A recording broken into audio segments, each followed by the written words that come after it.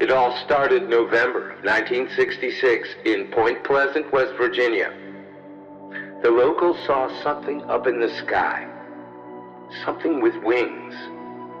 Some said it looked like a monster. Some said a man. But they all said it had red eyes. Red glowing eyes that pierced through the night. I saw him up on the roof. I just got home from work, and there it was. Wasn't doing anything. I wasn't afraid. His red eyes staring at me. I told my wife. She's terrified to go out at night now.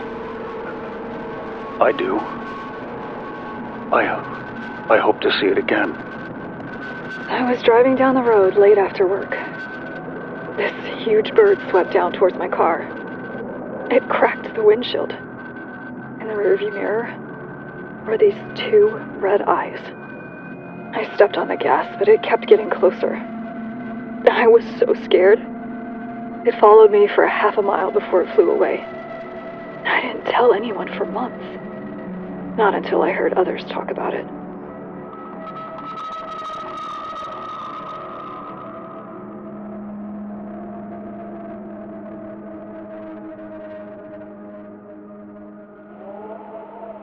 Welcome back to your nightly program. Looks like we have another terrifying show served up for you.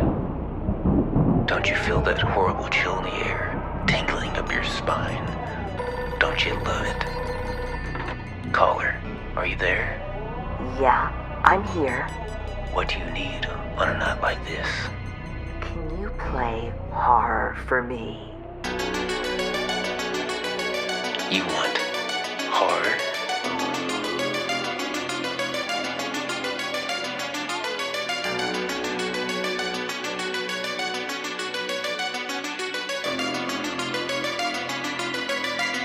Play horror for me.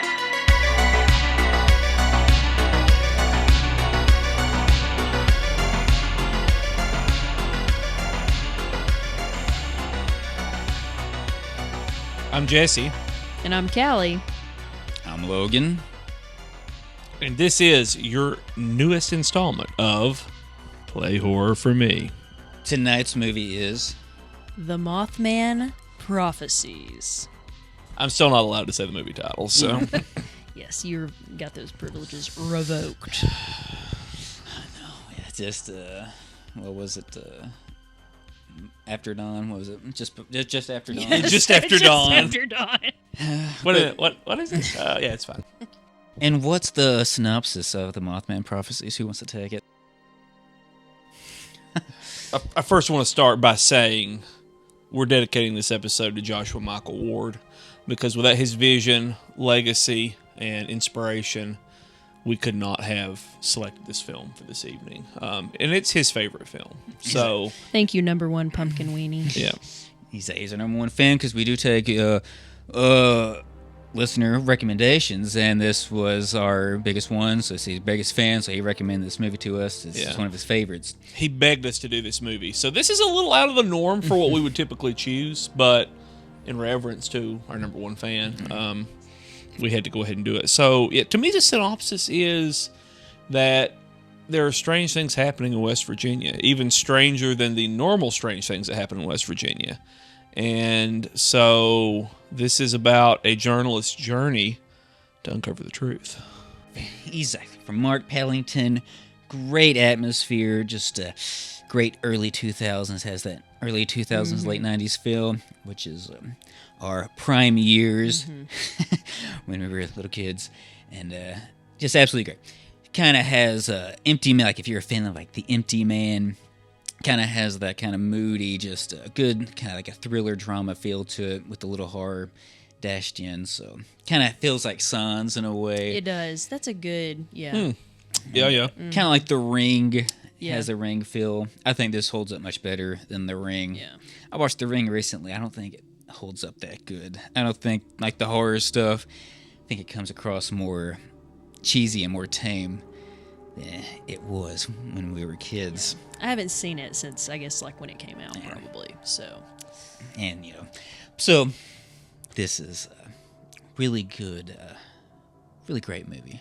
So I'm glad we watched it. I'm glad we got recommended this, because like this wasn't on the list, but since one of our main fans was like, we gotta play this, and I was like, well, shit, I love this movie, and I didn't even think about it. So now we're definitely gonna do it. We're gonna do it right now. So just glad it's finally done. So. No, I think it's fun, and I just like a good cryptid story. Anything that's kind of odd, like the Bigfoot or the Mothman or anything like that.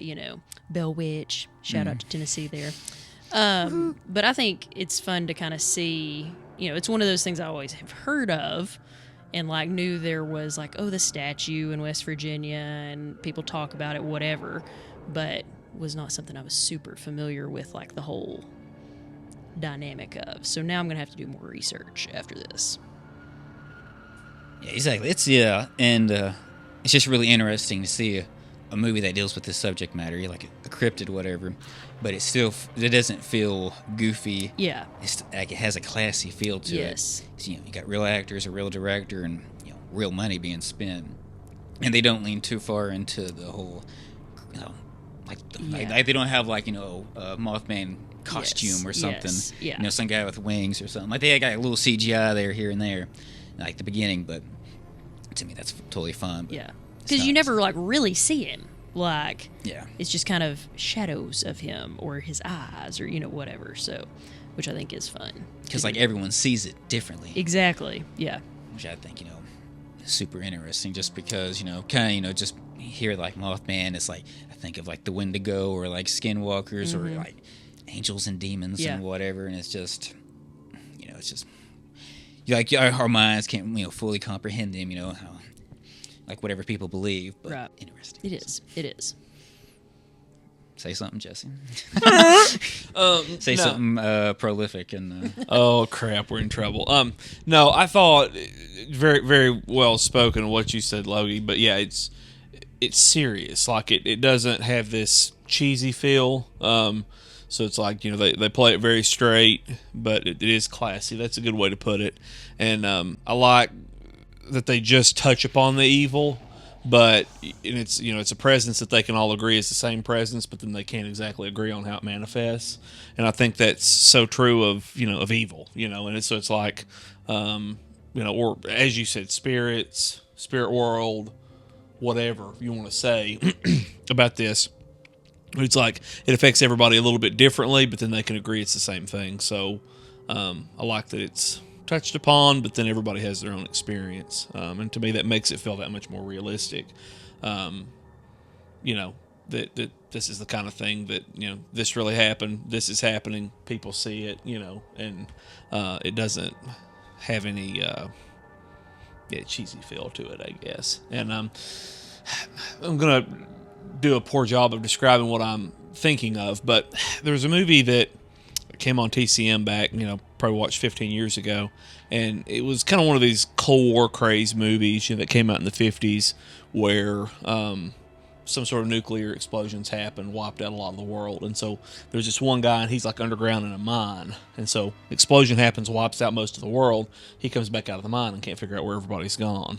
And so it's got this really eerie kind of abandoned feel, and that's kind of what this reminded me of. Like there are people, and you see these shots, but like it feels lonely and it feels abandoned, even when there are people. And I think to me, that's a very interesting quality that you don't see in a lot of movies. And I thought it really was powerful the way it kind of went hand in hand with the subject matter. Mm-hmm.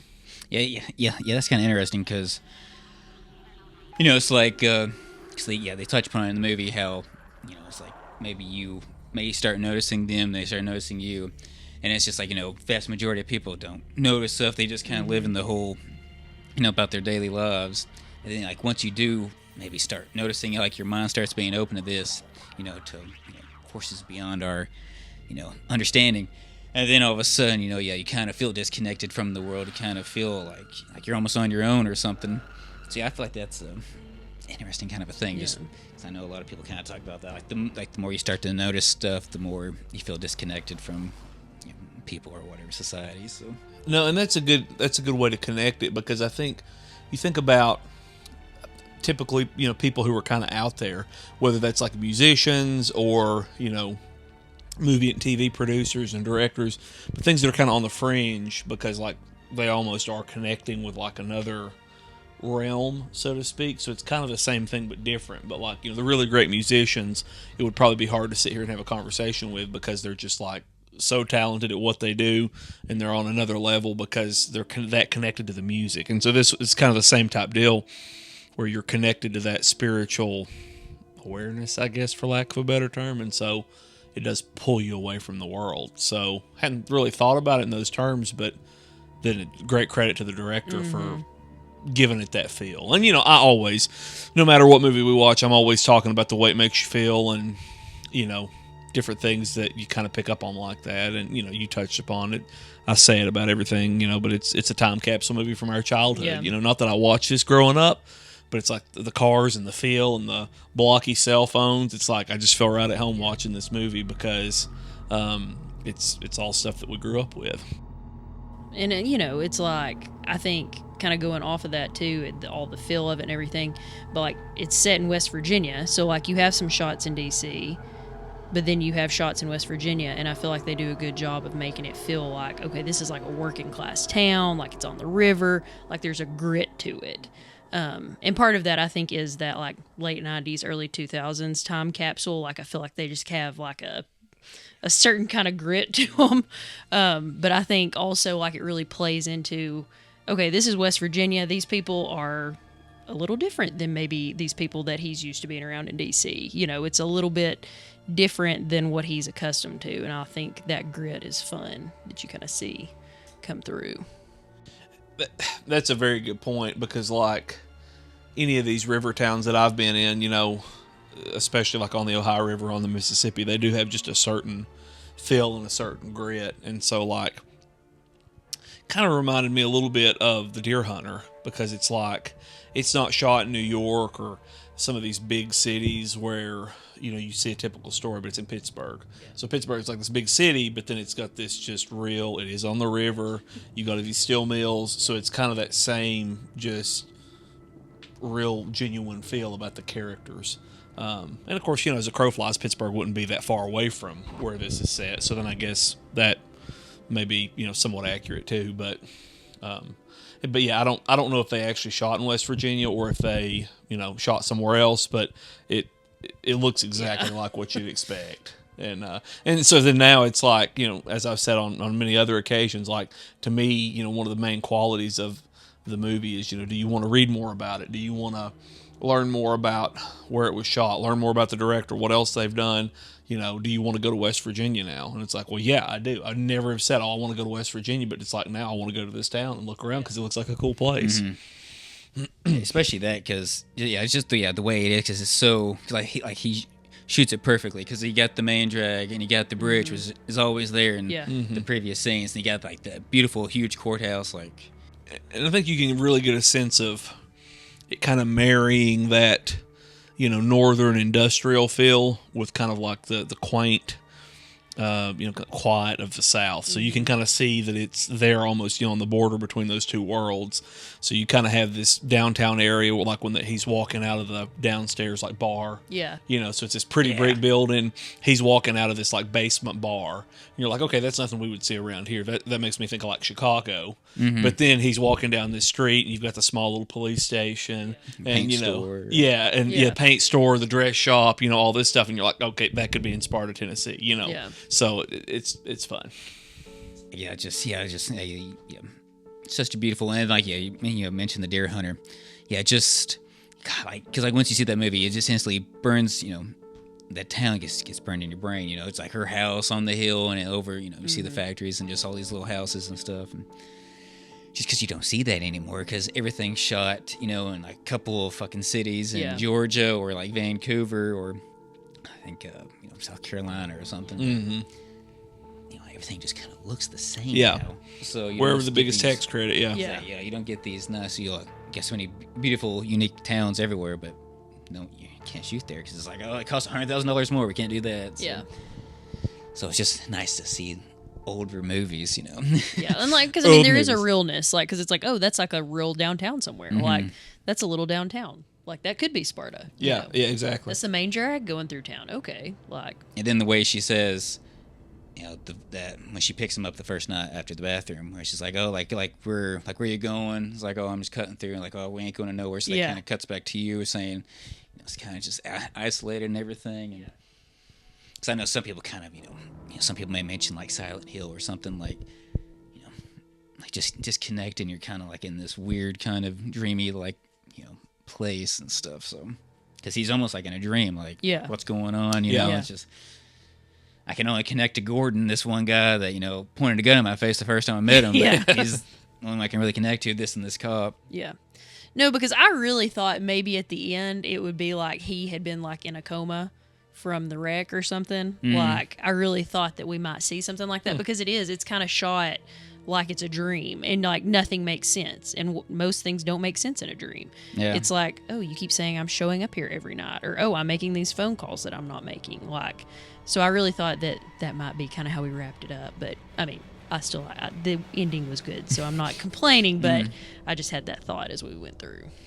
Yeah, it's a great ending. Yeah, the beginning is just really fun. Just get Deborah missing, Will and Grace, and then just like the car, the car crash and stuff's really cool, and just. The house that they want to buy is very nice. It's like, that'd be nice to buy. And then, it's a mansion. And then it's like, and then like, just stuff that she's seeing and stuff, and it's just like, well, she was going to die anyway, so it's almost like, it just feels like the Grim Reaper, it's just like, hey, I'm just warning you, it's like, hey, you're going to die, so you can take it any way you want. You can be depressed, you can be like the female cop at the end, like when she explains her dream. She's the one that survives. Yeah. And she was the only one that when she tells her story, she's kind of happy about it. She accepts it. Like, all right, well, I'm probably going to die. And it's like, well, that's okay. I'm just letting go. Yeah. So that's kind of interesting that she was the one that accepts death. And she's the one that lives and stuff. So just don't be afraid of it, It's just, I'm not sure if that means anything or not, or I don't know. But no, I think so, because it's like, and you can make be whatever you want it to do, but like I really enjoyed like that telling of the dream sequence. Well, I don't dream like I used to, but we've talked before about dreams we have, and I know you dream pretty vividly, and I used to a lot more than I do now, probably because I don't sleep, but but like I used to have a lot of dreams about like not necessarily drowning, but being underwater, and so it's like, so to me this is like extra cool that she's talking about this, and so then at the ending when it's like. It took me a minute, but then when they surface from the water and it starts zooming out, it's like, oh crap! This was a premonition. But yeah, I thought it was interesting when she was talking about letting go and just kind of being at peace. So it's like I think you hear these stories about different people who you struggle to survive, go through life, and then comes to the end, and sometimes they're at peace and sometimes they aren't. And how that affects maybe their final moments on Earth. So I was thinking about in the Bible, it talks about whoever will, try to preserve his life will lose it, and whoever tries to lose his life will save it. And so it's like, I thought that was just kind of went hand in hand with that, where it's like, yeah, she's at peace, so it's important to be at peace, to know you've lived your life, up to whatever moment that is, and then to be willing to let go. Yeah. And so I don't know, it was cool. Yeah, that's a good call out. It's just because like we all points in our life, especially as a kid, whatever, it's like, oh my gosh, like I'm gonna die, and 70 years, oh no, or like the sun's going to explode in 3 billion years, oh my gosh, what's going to happen? And you're scared. Now it's just like, if I die, it is what it is, but if I come to face it, though, I don't know what's going to happen. Right. See people, when they get, elderly or whatever, and they get in the nursing home, and then, you start seeing stuff, then, some accept it, and some, don't take it good at all. Yeah. And it's just like, oh, fuck. And then... Yeah, it's just, that just really kind of hit me when she was kind of explaining that. It's just like, oh yeah, she's the one that survives, and she accepts it. It's kind of like, like you can almost look at the Mothman. It was almost like a cat at a nursing home when someone's going to die and the cat knows. Yeah. Mm-hmm. So then the cat goes in the room. So, I guess people, depends on how you're going to take it. Maybe like, I don't want to see that fucking cat. Yeah. But then some people be like, well, I guess it's time, and at least I get to see a cat. So yeah, I want to pet the cat. Come on, Yeah, I've got some treats. But but I think and it kind of deals with some themes that we've seen in other movies that we've talked about on the podcast, or that we've not talked about on the podcast, but just movies we've watched together. But like, thinking about like It. and how, Pennywise feeds on what you're most afraid of. So it's like getting back to her drowning and having this whole experience. It's like, okay, well, I'm at peace, I'm okay with dying. And it's almost like the Mothman doesn't want those who are at peace. It wants the ones that don't want what it has to offer, And so then it, is that why she had to wake up number 37, was because she was at peace, and it's like, well, no, if you're cool with it, I don't want you, get back to the surface. So I don't know, it's an interesting concept. He's like, you can look at it, it could easily be an angel, or it could easily be a demon. It's like, it just could be, if it's a demon, it wants to scare people and get their souls. If it's an angel, then it kind of comes to you. And then, it kept telling Gordon, like, don't be afraid, don't be afraid. Yeah. And it's just like, like, hey, you sense something is going to happen, so you might want to make peace with your life. Yeah. Right. And, do what you need to do before you head on out. Mm-hmm, exactly. It's interesting to me, too, that, like, you get that shot, you see Gordon's shoulder on the backside of the tree. It was Gordon, right? Yeah. And so then it's like, oh, crap, I was assuming maybe he'd killed himself, like with a shotgun or something. And so, but then you get there, and he's got, like, this peaceful look on his face. Mm-hmm. So it's like, to your point, did he have some demons he was battling in his life, and then he made peace with them and sitting out here under the tree, tickled to death and froze to death? I don't know. It's just... Yeah. It's interesting. Well, and I think it, like, alludes to him, like, well, I don't drink anymore, You had whatever. a rough life. So, yeah. Did he find some kind of peace or some kind of, absolution for whatever he had gone through? So, I don't know. I do wish we saw, like, I think it's cool that you, like, hear the phone call and then he goes and finds him, but then I would have liked to have seen more, so... Need to know more about old Gordo. Yeah, he's such a fun, add-on character. Yeah. Like, he does such a great job. Yeah. I don't know the actor's name, but he really adds so much to it. Will Patton, every single thing he's in, it's all like he's always phenomenal. He's just good. So, Yeah. like Remember the Titans or like Armageddon or whatever. So. Yeah. No, and Remember the Titans, he's great. And just his voice, because this movie just, I love voices. Especially, it's so many great actors with great voices, and they're not utilized. This movie, they really utilize all the voices, because they just have people kind of just slow the words down just a little bit, just to make it sound more moody and atmospheric. Yeah. He's absolutely phenomenal. His wife, the 2 or 3 lines that she has, she's very great. Like, I heard the knocking, whatever. And then like also with Gordon, it's still like, because he had the fire chief is like, hey, I got your phone call. And yes, there was there used to be there was an accident at the chemical plant, like, I don't know, he said years ago or what. Yeah. And it's like, well, he used to work there, so Gordon's probably, I don't know, I could be totally wrong, but it's like, oh, Gordon probably got like chemical exposure or something at the plant, and that's just years later, It's like it's finally caught up to him, like he's gonna die or something. Yeah. So it's like maybe that's why, they brought up the chemical plant. It's like, no, I'm talking about Gordon. So. Yeah. I don't know, though, but I mean, I could be totally way off on that one. But no, it makes sense. Yeah. But then, he would still make peace, though, with his life. So, out in the woods or whatever, so. Yeah, and it's like, I was struck, they've got this, it's a pretty nice split-level house, but he's got, kind of all this crap in the backyard. But then they had, like, a swing set. Yeah. But then they don't have any kids, so it's like, so then I was thinking, did they have kids and they, like, got taken away? Or, you just kind of wonder about what the past was like. So, but yeah, he and his wife both just great. Yeah, it was great characters. And I really liked the fire chief. Yeah, he was fun. No, he was just in a couple scenes, but it's kind of fun to have, get a little bit of sense of the town, and snippets of some of these people and who they are and what they did. And, like, was he in the Home Alones? I could have swore he was the guy in the movies that Kevin McAllister was watching. South Bend Shovel Slayer. No. The like the Angels of Filthy Souls. Oh, him? Yeah. I don't know. I'm gonna have to get deep on it. Yeah. Angels with even filthier souls. Yeah. I really thought it looked like him. The voice didn't quite sound the same, but he did kind of look like him, though. I couldn't unsee it. Happy New Year. It could be. I don't know. Give you the count of 3. I don't know. I'm gonna have to find out. You been smooching? A little more with the gimpy leg and everything. Yeah.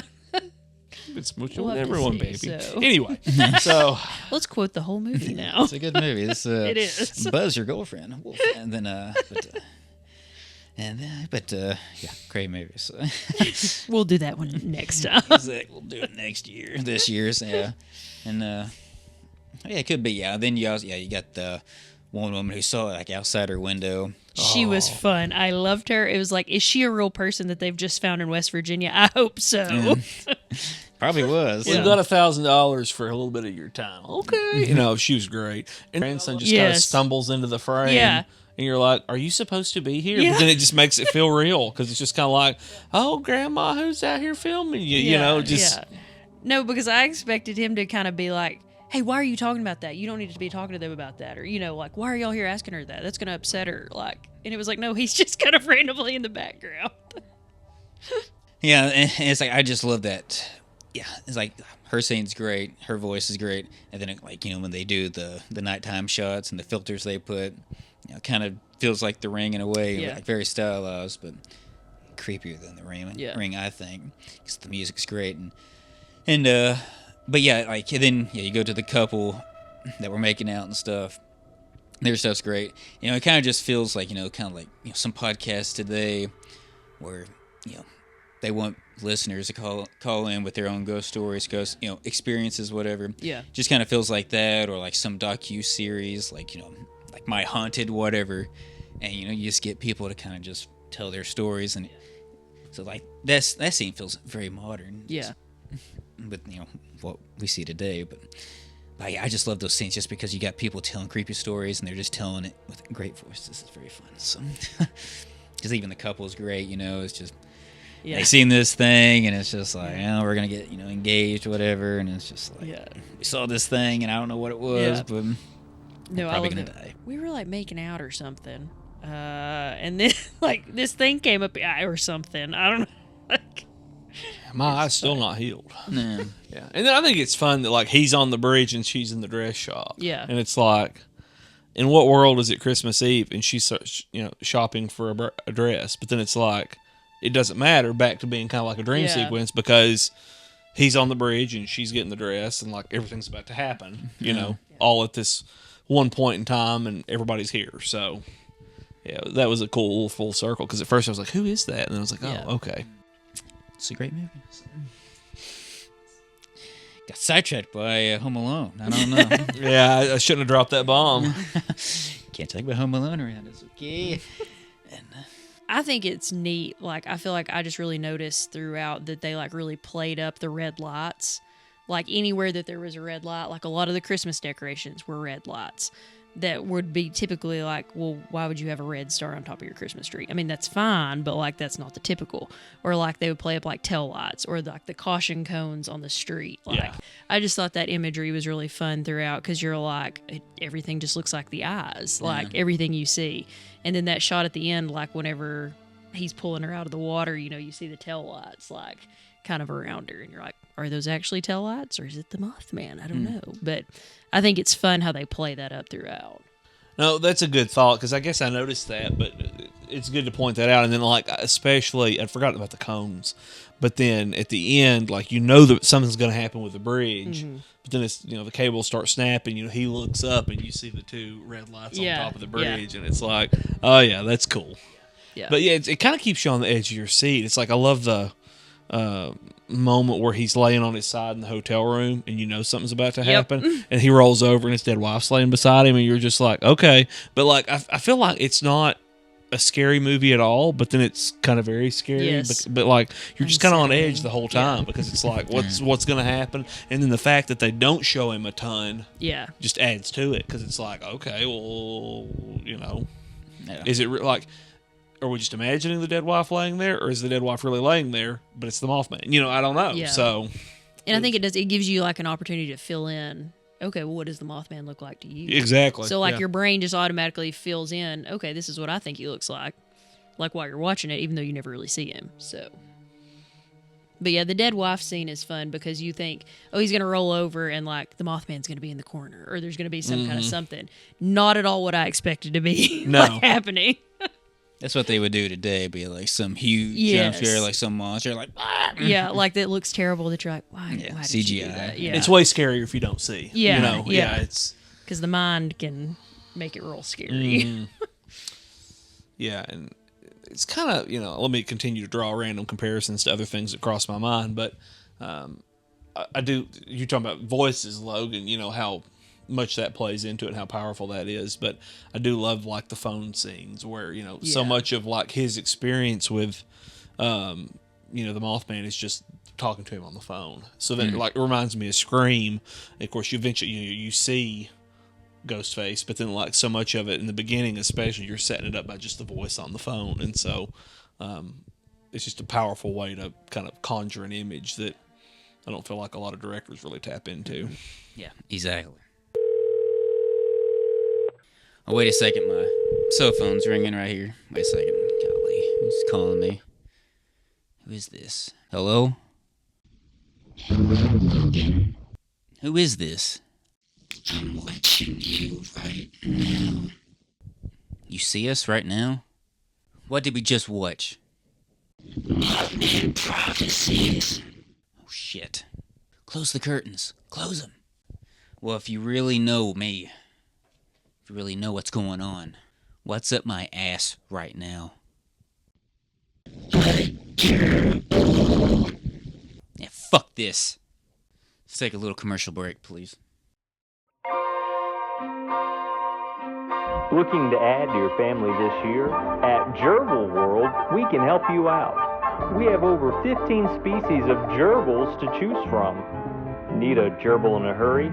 We got you covered. No questions asked. So get in gear and head on down to Gerbil World today. You'll be delighted you did. I mean, you can only hear that Richard Gere gerbil story so many times before you have to start believing it.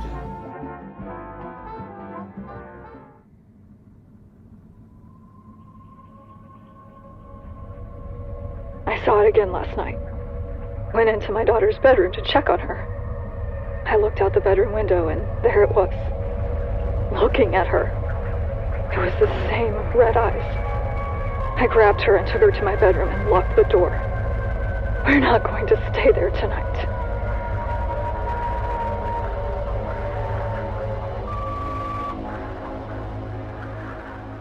Like the part when like his wife dies and then he's outside, and then he's like sitting on the bench and the camera kind of like flies in on him. And it's like, like, is that the Mothman? Is that just him connecting to the spirit world? Whatever. Was that her? Did she? Her spirit kind of go up to him, and that kind of created this bridge. Yeah.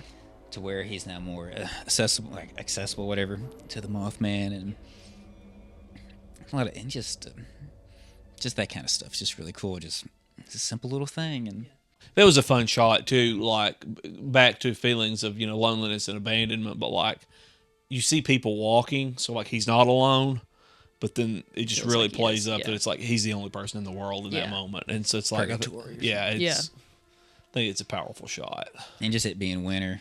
Helps a lot. It being cold and kind of gray and and this is a Christmas movie. It is a Christmas movie. Yeah, we're a little late, but it is. Dang it, Christmas. And then like one thing I find very interesting is the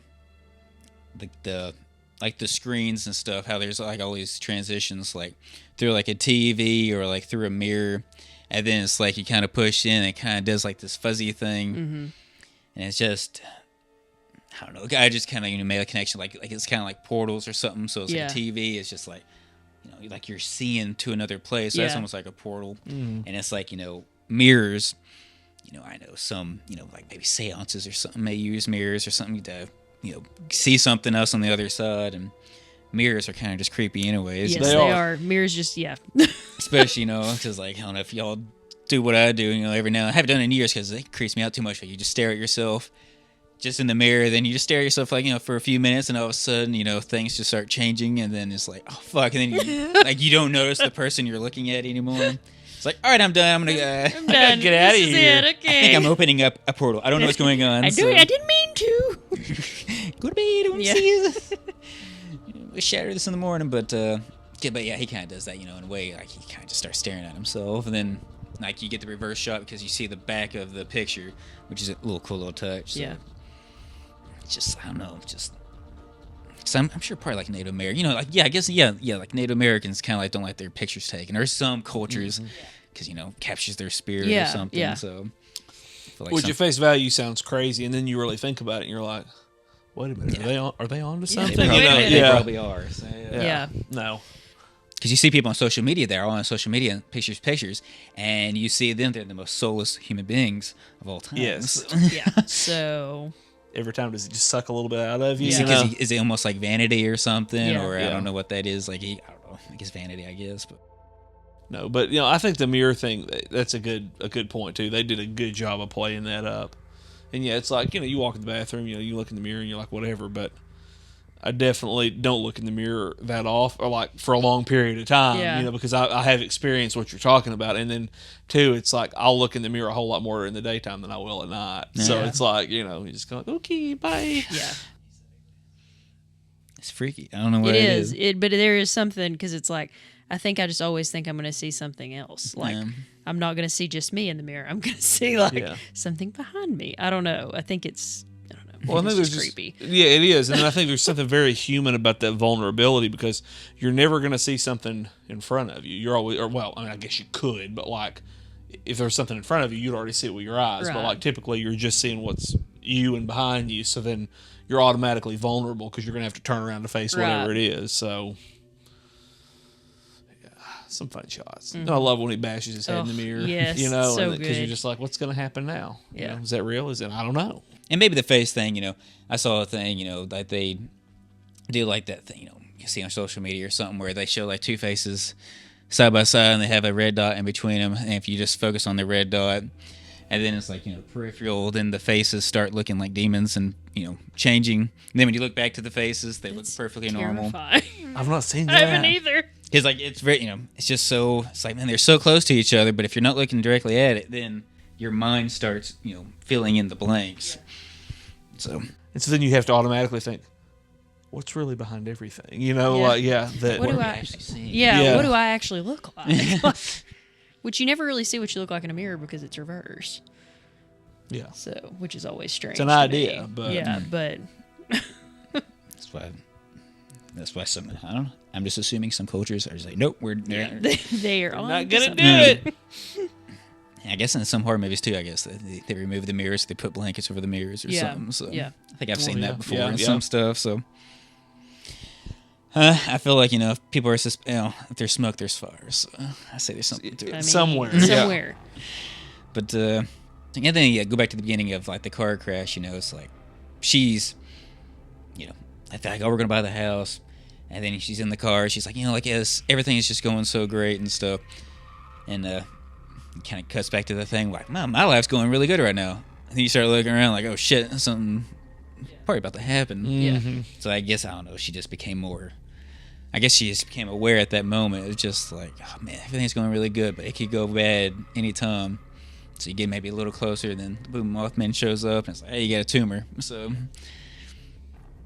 No, something had to happen. Something. Yeah. There's a meaning in there somewhere. I don't know if I did it or not. But no, because I forgot she said that like right before it happens. She almost has like a moment of clarity, just because she was like, because they were in this. Oh, we're getting a house. Yeah. We're making out. Oh my gosh, we're laughing at the realtor or whatever. Yeah. And it's just like, well, all of a sudden she's brought back down to earth. Yeah. Well, and then like later he's talking to his friend and he's like, it's just something just happens and fate just says, okay, these people right here, things are going good for them. That's right. And all of a sudden, everything can change. That's not exactly what he says, but that's kind of the gist of it. So I think that is a good, like that she had this moment of kind of like, oh, everything's going like super well right now. Like, oh. And is that what like kind of opened the door? Like, because that ain't going to last forever. No. Going to happen. Just hope it's not a tumor, Yeah, I mean, that's... that sucks. Bottom line, don't buy a mansion. Yeah. Don't buy it. It's beautiful. But, like the Grateful Dead song says, every silver lining has a touch of gray. So, not everything is going to be great all the time. There's always something kind of lurking behind the door. That's a terrible way to think, isn't it? Yeah.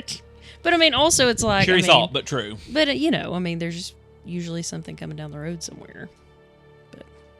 And like I did like a little research about the Mothman, kind of the incident, whatever, just it happened in the '60s, whatever, the bridge falling, and mainly just people just saw like a big moth thing, and like, hey, this thing with red eyes was chasing me or something. We saw it over the bridge, whatever. Then saw UFOs. I don't know how how accurate that stuff is, because the guy that wrote the book, it's like John Keane or something. It's like I'm sure he's embellishing a lot to make money to sell some books. Yeah, I would assume, but those people seem genuine. Like we saw something. Like we don't know what it was, and then maybe some guy cash grab. Like, all right, I'm gonna cash in on y'all's terrors.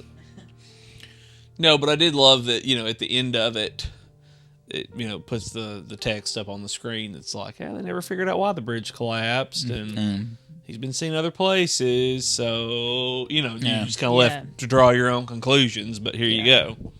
I think the UFO thing is interesting too, because it's like, West Virginia is desolate. There is nothing there, so it's kind of like people seeing them out like in New Mexico. So it's like kind of that same. And it's it's just it's interesting now because all this UFO stuff in the past few years, and more people shifting to where they believe it's not actually people, aliens from another world. They think it's actually like angels and demons and stuff that they're seeing flying around, or angels and demons, or just Lockheed Martin or whatever. They're yeah. Finally figured out anti-gravity or whatever, and now they're using trillions of our dollars on taxpayer dollars. It's great. No big deal. So it's that, and then angels and demons. But it's just fascinating to kind of see the angels and demons and stuff. And they saw UFOs back then. It's just like, what is a UFO? Like, is it something from another planet, or because in our head, we get the angels, and that's in our head, it's like the big wings and stuff. But more about that. They do I know the descriptions of angels, are really wild and different. Well, no, it's the thing. Scary. It's like, who's to say? You know, it's kind of like this, where it's just like, I think the description would be different from the different people who've seen them. So then it's like, what would it look like if they were flying?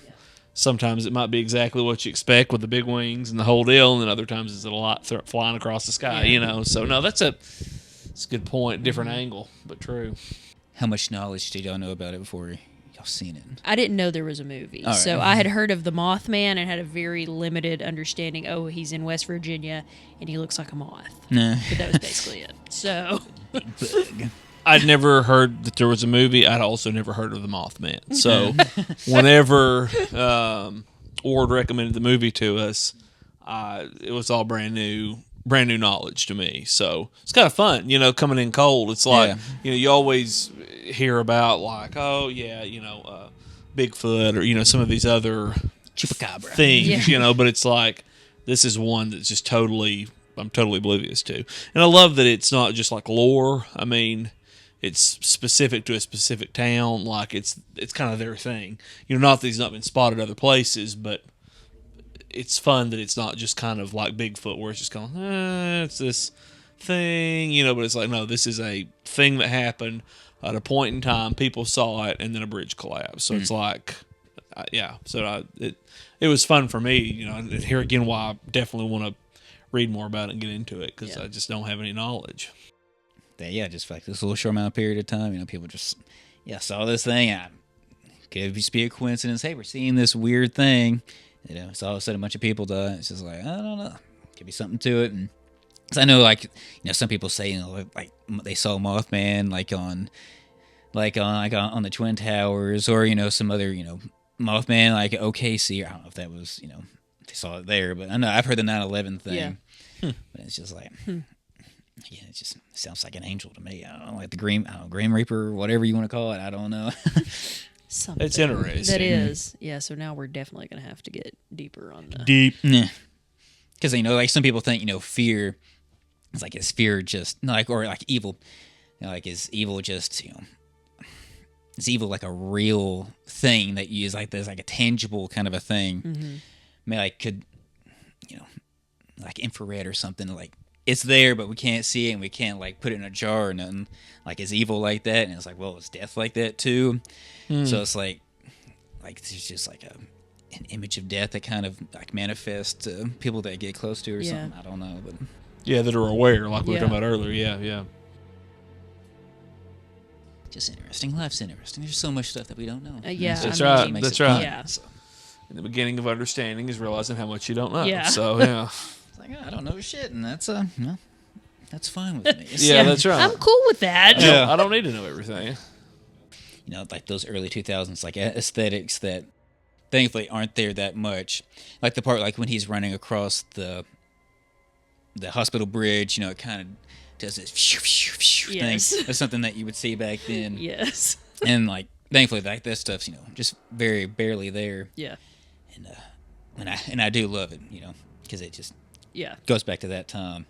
But, you know, some movies, you know, back then just completely overdid it, and you just watch it, you're just like, golly, fuck, you just overused, like, hey, we found a hammer, so we're just going to start hammering everything. I was like, no, just use it. Just a little bit.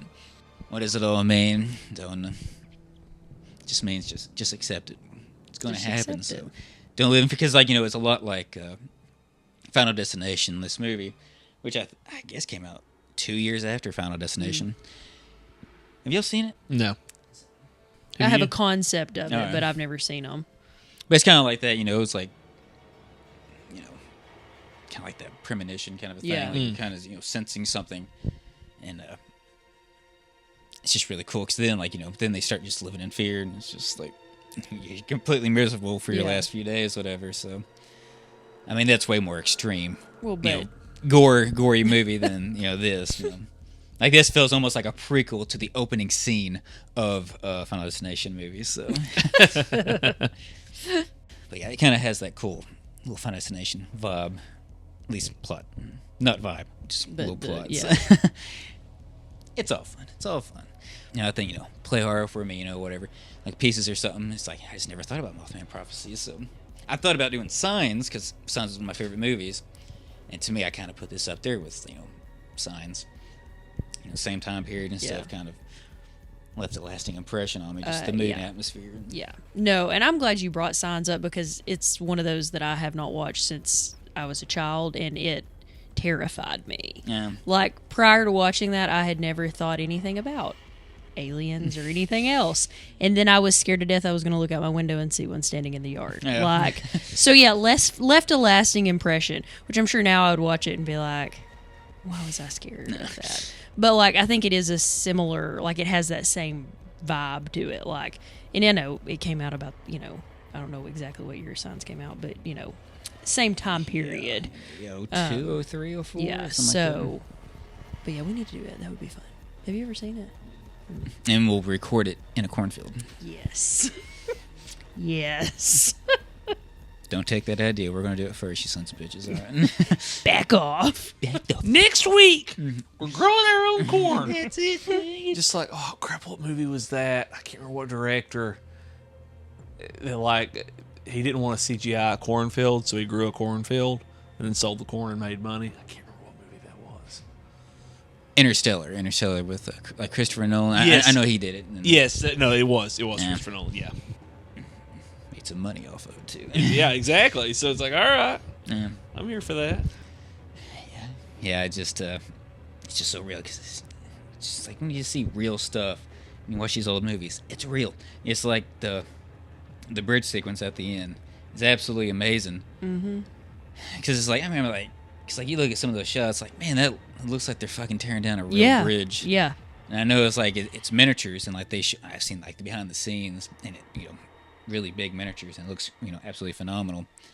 It's like those wide shots, and you see the town in the background. It's like, that looks like it looks real. Yeah. Like, yeah. What was your budget? $200 million? Yeah. No, it was impressive. I was really blown away, because I thought, you know how it typically is in movies where, you know, you don't have really good CGI, especially older movies, where it's like, okay, it's going to look good for a minute, and there's going to be like a transition shot where you can really see, okay, this doesn't look good. That was never there. It was perfect. You really believed you were standing there watching this bridge fall in. And then I love where he's standing there on the edge, and you're like, you can see he's having this internal debate about diving in the water or not. And you're like, surely he's not going to do that. And then he does. And you're like, He's got to go but wake it's up 37. but it's so real, Yeah. so you're like extra invested because it looks so good.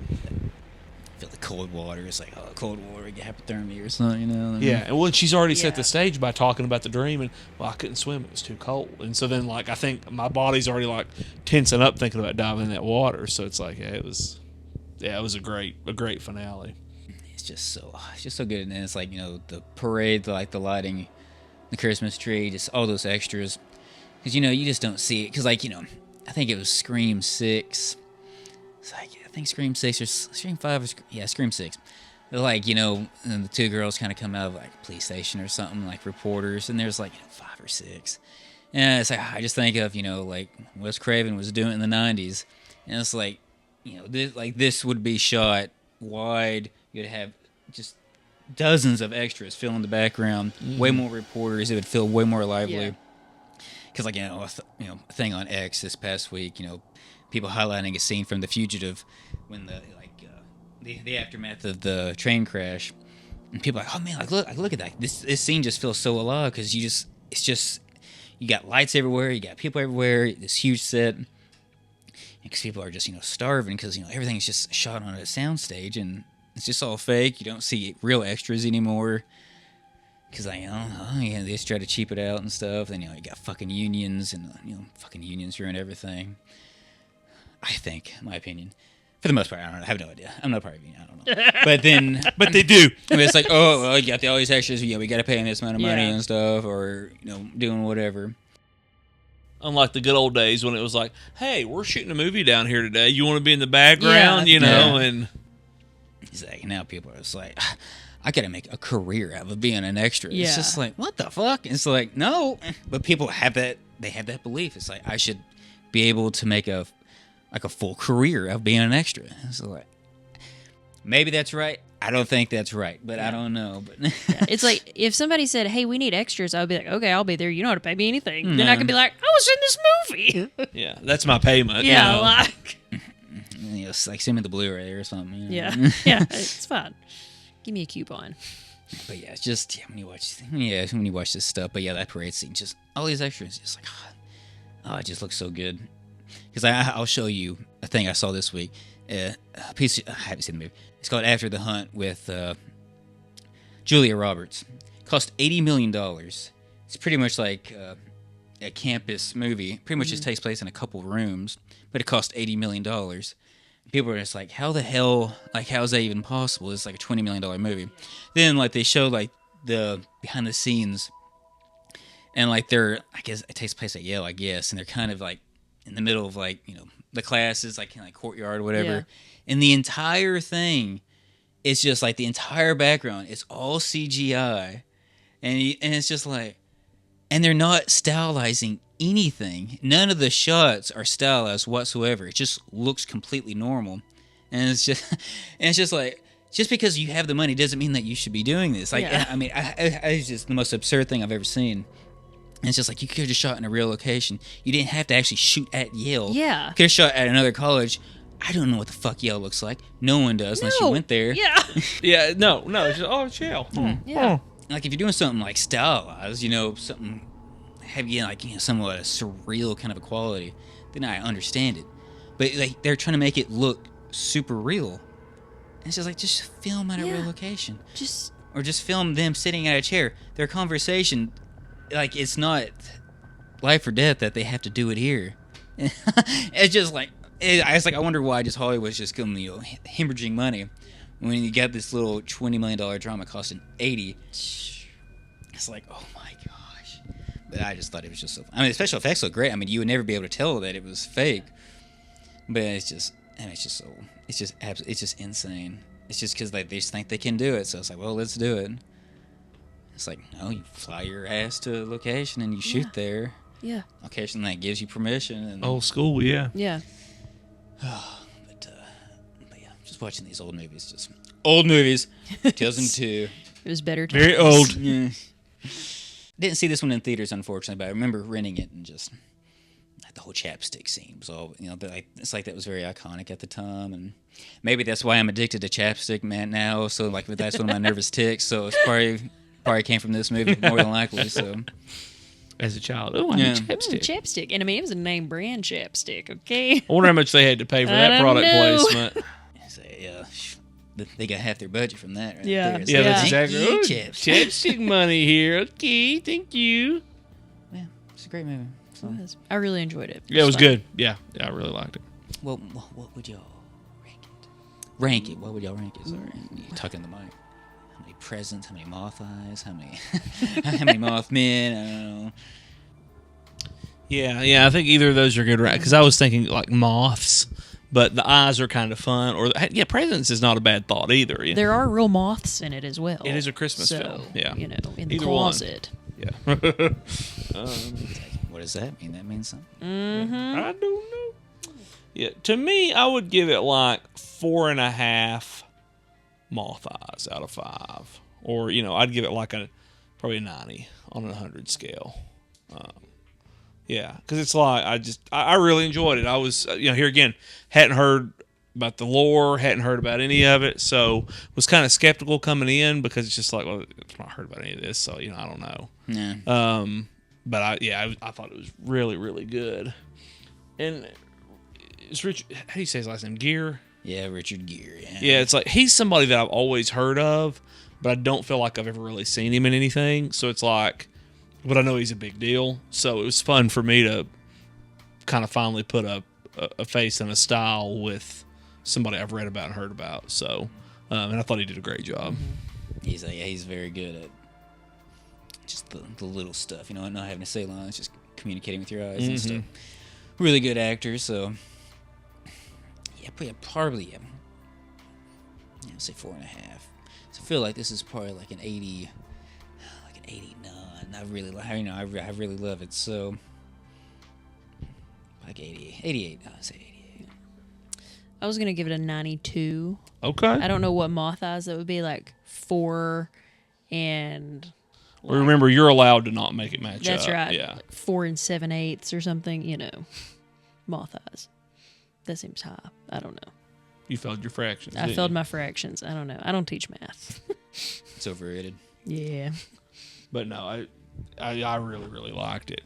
And me giving it a 90 implies that there's, somewhat some room for improvement, but then I don't feel comfortable giving it like a high 90s compared to some of the other things we've seen that I do like more, but then I also couldn't say what they need to do different on this, So it's like, it's kind of a little bit misleading, but no, I really liked it. I just kind of want more, really. Yeah. I mean, more than anything, I want more information. Like, I want them to interview people of the town, more people of the town. I want to hear more about All the case files, all Yes. 66 of them or Yes, whatever. show me all of Talk them. to everybody. Like, yeah. And go back and talk to the old lady one more time. Just One because. more time. Yeah. Just to make sure. He's as tall as that branch there. What's that branch? 8 feet tall. About 8 feet. Yeah, it's just you're probably like 80. Yeah, high 80s. So, kind of Holocaust. I think I gave it an 82, but I think I want to give that one a 78. Okay. 70s feel really good. Been meaning to Okay. Clarify. Yeah. Okay. that Yeah. one. I was like, 78 still really good, but 70s feels because 70s are rougher and grittier. It's like, Yeah. that's Dirty. one, Yeah. So give that a 70. No, that's fair. And maybe distance that from this a little more. Yeah, there you go. We probably all need to get our own little, scorecards as the podcast goes on, where we can, be reminded of how we've scored everything, so that it's a little easier to kind of have a relative, because I mean, like the Mothman shouldn't be compared to Pieces, but by the same token, we've done both on the podcast, so like to some degree, that's what a rating is. Everything's got to be fairly relative on the same scale. So no, that's a good. It's okay. Go watch it. Yeah, go watch it. Josh Ward, you go watch it again. You make sure the boys watch it too.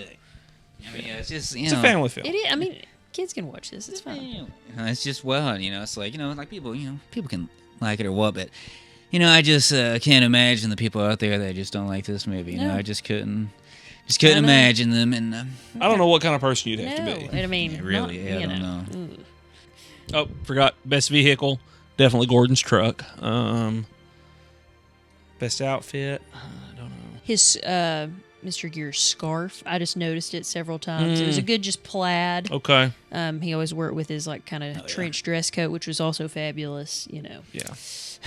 Yeah, he's just a good-looking man, so he fucking owned it. He just kind of. He kind of makes anything look pretty good. Yeah. Yeah. Gordon's truck was fabulous. I liked the car that they got in the wreck in. Yeah. It was probably my pick.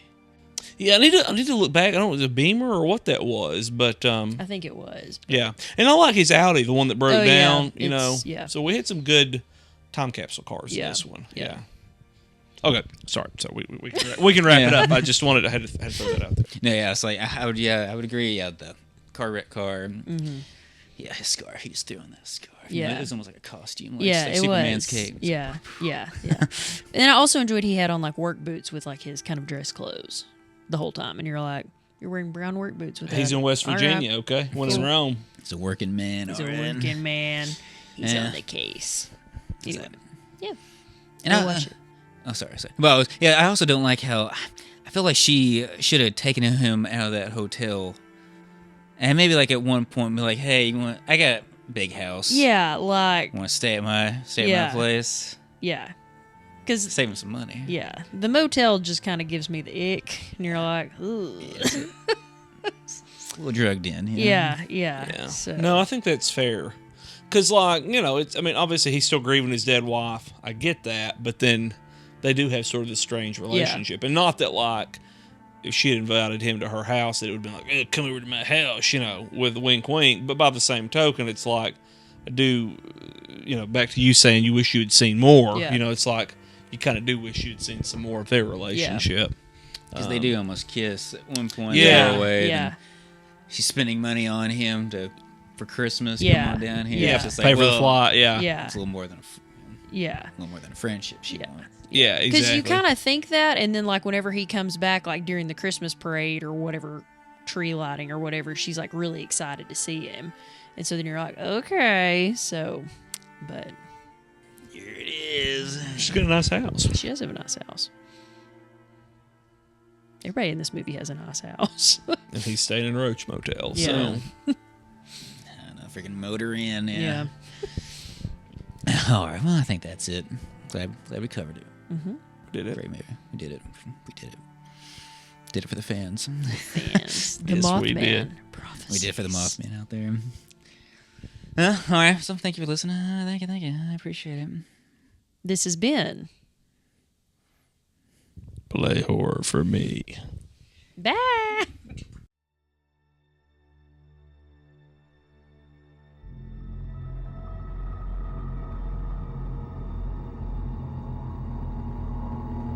Is the Mothman still out there?